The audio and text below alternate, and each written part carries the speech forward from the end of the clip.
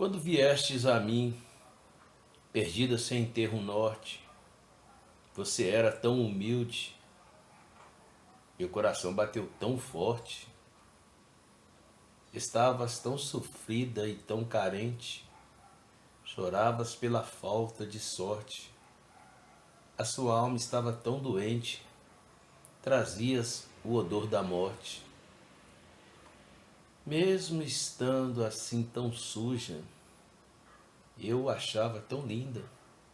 Sei que suspiravas baixinho, minha alma te via tão bem-vinda. Com amor profundo te amei, retirei todos os espinhos. Eu cuidei de suas feridas, fazendo sempre com todo carinho. Palpitava forte o meu coração ao ver a amada bem-vinda, mesmo tão sofrida, como você era tão linda. Sei que foi muito maltratada e se viu tão mal amada, mas eu te recebi e mudei a sua jornada. E aquela que foi tão rejeitada virou a minha noiva amada, com a autoestima refeita, tão linda e perfumada. Eu te tornei tão rica, hoje vives adornada de joias e roupas caras, mas eu te digo, estás nua, aos meus olhos é como se estivesse pelada, completamente cega.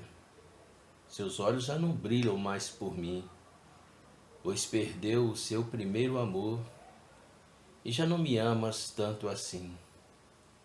Seu coração silenciou e há muito me esqueceu. A simplicidade que havia em ti, infelizmente desvaneceu.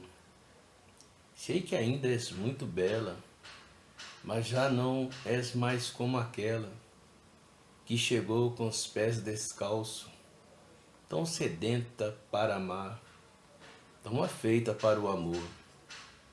Eu te dei todo o meu amor, eu curei a sua dor, para seres minha amada. Não és fria e nem és quente, como isto é deprimente, pois és morna, tão sem sal. Tenho ânsias de vômito, pelo tanto que isso me faz mal. E deixaste pro lado de fora, onde eu estou sempre a bater, pois fechastes a porta, já não sei o mais com você.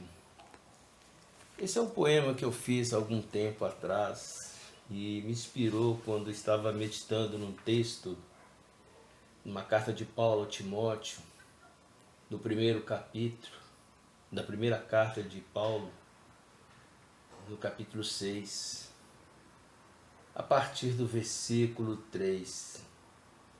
Se alguém ensina de outro modo, e se não conforma com as sãs palavras de nosso Senhor Jesus Cristo, e com a doutrina que é segundo a piedade, é orgulhoso e nada sabe, pois deliras acerca de questões e contendas de palavras, das quais surgem invejas, porfias, injúrias, más suposições, contendas perversas de homens corruptos da mente e destruídos da verdade, supondo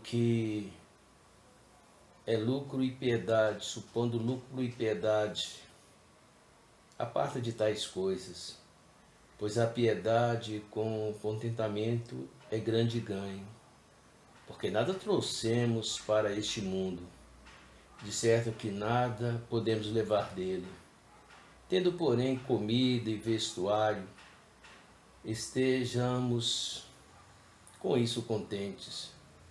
Mas os que querem ser ricos caem em tentação, em laço e em muitas concupiscências, tolas e nocivas, que submergem os homens na destruição e perdição. Porque o amor ao dinheiro é a raiz de todo o mal. E nessa cobiça, alguns se desviaram da fé e transpassaram-se a si mesmo com muitas dores. Eu vou parar aqui no versículo 10. Até mesmo porque ou aumenta-se a letra, já aumentou, a outra letra é menor, ou então aumenta o grau do meu óculos, enfim.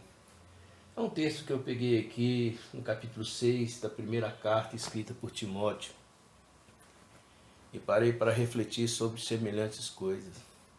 Como a igreja hoje em dia tem voltado com interesses tão hedonistas, digamos, parece até um exagero, mas chega a ser um hedonismo. Mas para não generalizar e não ficar muito forte, falar que seria um hedonismo, eu encontraria um outro termo que talvez fosse mais brando, um termo que não levasse a tal ponto, porque hedonismo apesar de que o hedonismo leva aos prazeres da carne, os desejos da carne, a ambição, enfim. A grande realidade, o que eu quero colocar em conta aqui, principalmente em relação a tantos líderes. Na época da minha conversão, quantos cantores começaram na simplicidade, num coração simples e num desejo profundo de anunciar o Evangelho.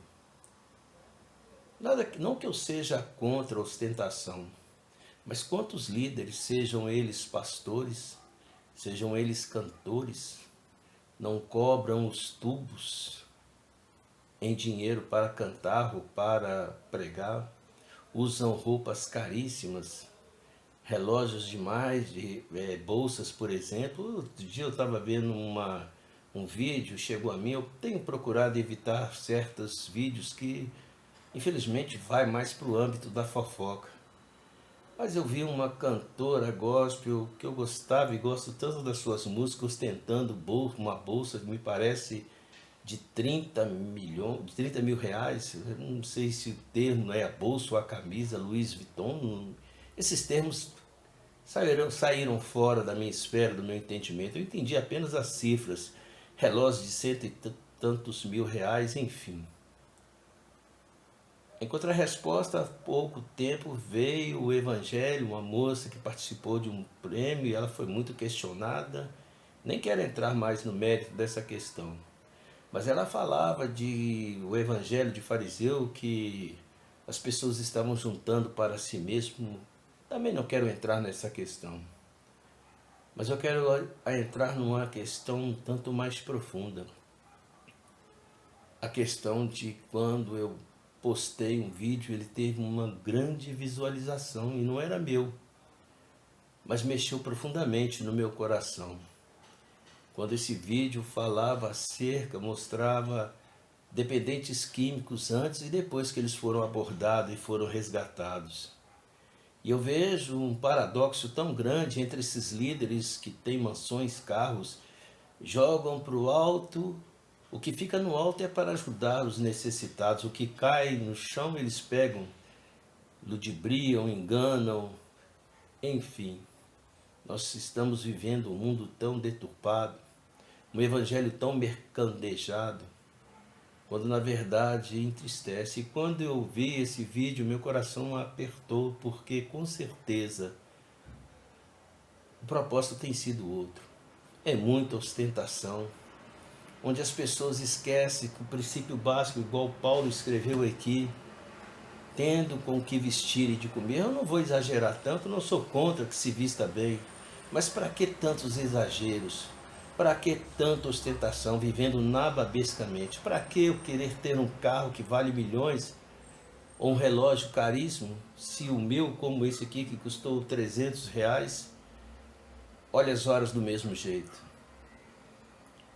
Enfim, eu peço tanto a Deus que o dia que Ele tiver de levantar o meu chamado, e que isso não seja uma demagogia, porque no vídeo que atraiu muitas visualizações era sobre uma clínica de recuperação de drogados. Nem sei o nome dessa clínica, não era meu vídeo, nem sei se tem direitos autorais sobre ele. Para a música sim, mas eu postei porque meus olhos se encheram de lágrimas ao ver pessoas vegetando como zumbis, mendigos, e de repente elas foram resgatadas. E eu peço a Deus que o meu trabalho, seja ele de escrita, seja ele qual for, seja ele de que maneira, possa alcançar, e que ao invés, que Deus tenha misericórdia, que ao invés de eu querer ter relógio de cento e poucos mil reais, carro de 500, 800 mil, sei lá, fugiu da minha esfera isso.